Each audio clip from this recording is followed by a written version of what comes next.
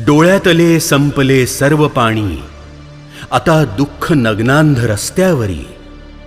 तुम्हा प्रार्थना गौतमा, या पुन्हा येथे, कोणी ना आम्हा दिवा भित्तरी. म्हणून हे महामानवा, तुझा जन्म व्हावा असे वाटते, हे भीमा पुन्हा या भूवरी.